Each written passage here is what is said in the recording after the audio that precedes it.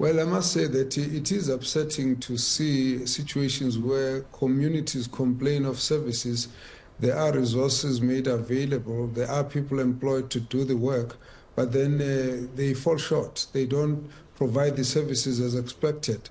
No one believes that you will be able to do everything that communities need, but it is important to say of what has been allocated and what you've been employed to do, you would have been able to do that.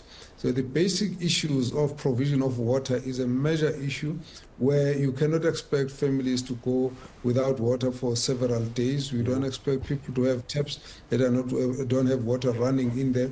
We don't expect to see sewage spilling over the street and filth all over, waste not being managed properly, the roads having potholes.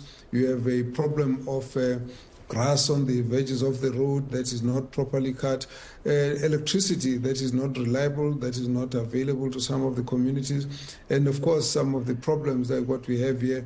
Funds were paid for projects, some of the housing projects, some of them are blocked, they didn't complete them.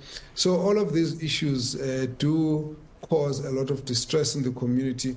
And from Parliament, we do feel a lot of this is actually quite upsetting. And we believe, therefore, that we need to sit down and have a proper conversation as to how we can change this culture to a culture of proper service delivery, to a culture of accountability and consequence management. Let's talk about that, this joint parliamentary oversight delegation. What are the powers that you have, Doctor, and who are you going to be calling to account?